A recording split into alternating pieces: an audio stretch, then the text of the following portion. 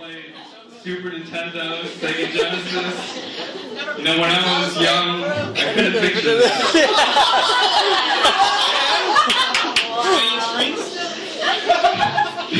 20-inch screen, 11 But honestly, even now, sometimes when I pass by your room, you know, I sometimes pause and just take a moment to think about the good times we used to have. You know, the remnants of everything that you still have there. Guns N' Roses posters, your Alien toys, Star Wars memorabilia. But throughout the years, I've come to realize that, you know, you're not missing. You're just moving forward with Stephanie. And I think that's what it's all about. It's just you two starting a life together with everyone here standing by your side to give you the love, support, and everything else that you need. They say that you don't marry the perfect person, but you marry the person that you can't live without. And I think you've definitely found your soulmate, your counterpoint. Lawyered. So with that, I propose a toast to Allan and Stephanie. I wish you happiness, love, and soul, and everything that life has to offer as you two embark on your journey together. I love you both.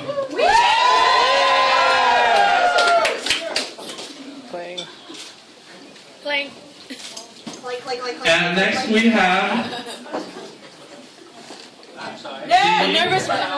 another speech from Lizette. You ready? Obviously, I'm not ready because I'm already about to cry. You're hot! You are my sunshine. So hello everyone, like Anson said, my name is Lizette. Oh, here we go.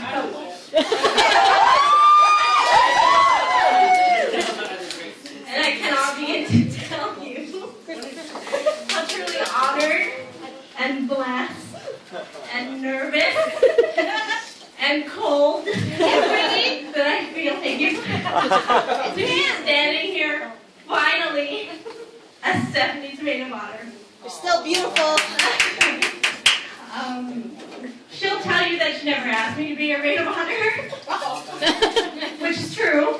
She never asked me to be her maid of honor, but I think after a 15-year friendship like ours, it's kind of an unspoken agreement, right? And she gave you the stare down. So for the past few weeks, these two and a lot of those people over there have been giving me a hard time about this. Adding an unnecessary amount of pressure and anxiety. So every free thought that I have had has been about this speech. Should I say this? Should I say that? Are they bored? Do they like it? And so on and so forth. Where I was just so fed up with it that yesterday I started all over. Yesterday, Friday morning, 2 o'clock in the morning, I opened up a new Word document and started typing again. So Stephanie, here's your much anticipated maid of honor toast. So they say, if you look alike, then you're meant to be, right? And obviously I'm not talking about Steph and Allan. While other people might think that that's about two people in love, it can also be about two friends, particularly me and Steph. People have always said that we look alike, that we could be sisters or cousins. In fact, that's how we kind of met. My cousin went to school with Stephanie and said, hey, do you know Stephanie Marabi? She kind of looks like her. My own cousin said that we looked alike. But of course I didn't. We didn't actually meet until we were in high school. But I knew of her because I used to talk or date her ex-boyfriend.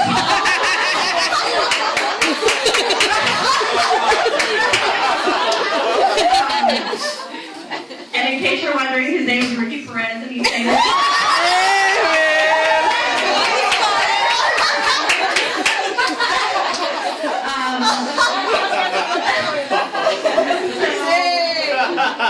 So I knew of her because, you know, me and Rick would talk, and he would tell me that she didn't like me very much, so we didn't really get off to the best start. But you know, she showed up in third period history class our freshman year. I complimented her on her Adidas shorts.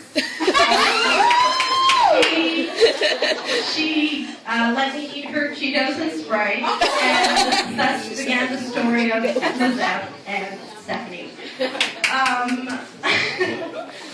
Where am I? In high school, Stephanie and I were kind of a package deal no matter who we hung out with, whether it was the PMS threesome, which was me, Ricky, and Stephanie, the Boonies.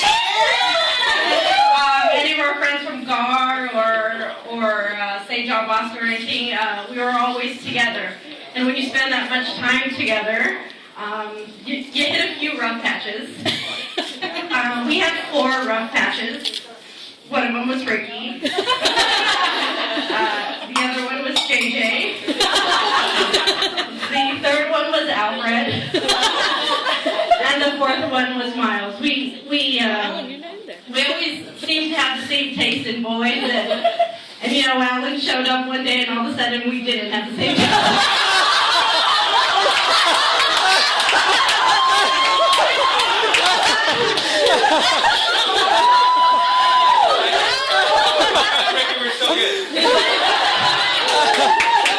You know, I say that lovingly because clearly Allan was made for Stephanie, and I could never ever get in the way of that.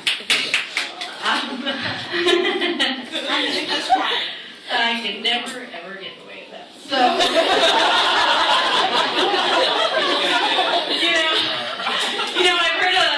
I've been to a lot of weddings and I've heard a lot of maid of honor speeches, and someone always mentions how they didn't get along with the groom or one point or another or whatever. So, Allan, this is no different. I wasn't always your #1 fan. You know, you may have won her over with your puka shells and your Speedo. But, you know, I kept my eye on you until one day Stephanie missed one of their fights. I asked Stephanie, I was like, are you sure you want to be with him? Are you sure? And she said, of course I do. I adore Allan. And in those words, I actually thought about, okay, this guy, he's actually a pretty good guy. I can look past the corny jokes, the drunken rants about brotherhood and this fascination with Battlestar Galactica. And let him be happy. So, Allan, I know I don't have to tell you to take care of her because you've been doing that for 12 years. Second to me, I think you're the best thing that's ever happened to her.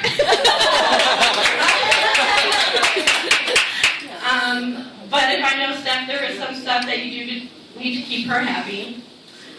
One of them is to renew your Costco membership every year. 2 is that you have to buy her every edition of Titanic. You have to build her a shoe closet. And if there's ever any choice between organic and non-organic, you choose organic.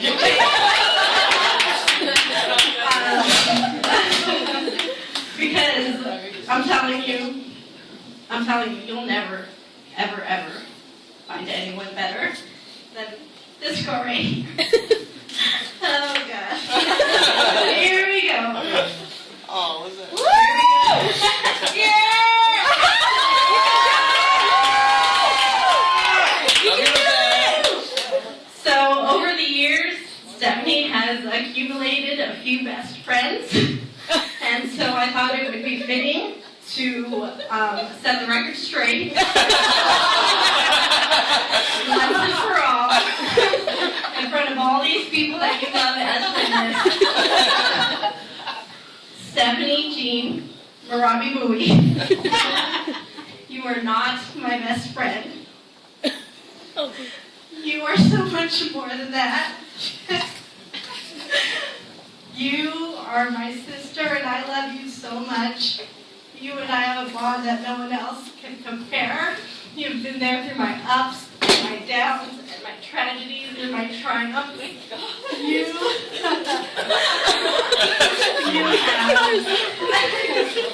You have supported me even if you don't agree. You have encouraged me in times of doubt. You have you have accepted me for who I am, and you've never tried to change me. I stole boys away from you. I ate all your food. I copied your homework. I slept in class while you took my notes, and you stood by my side for 15 years, and all you ever asked me to do was be your designated driver.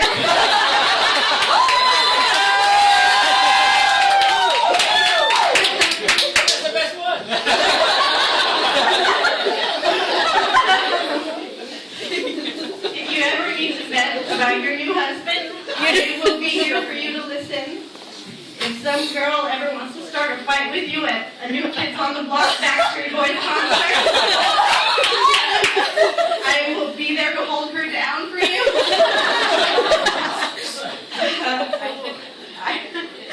You're an amazing, and I will be there for you like a sister, as I've always been. But if anyone asks, you can still introduce me as your best friend. It's not over yet.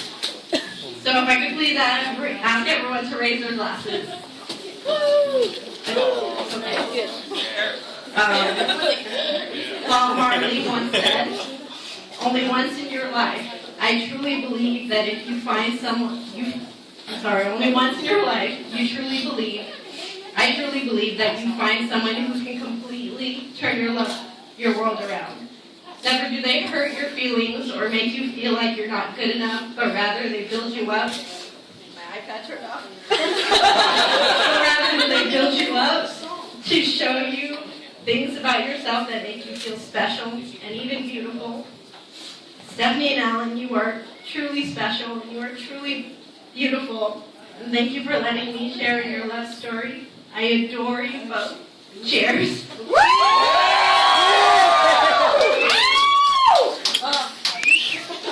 Best speech ever. Best speech ever. Best speech ever. Dang. Lizeth, I gave you shit, but man, damn.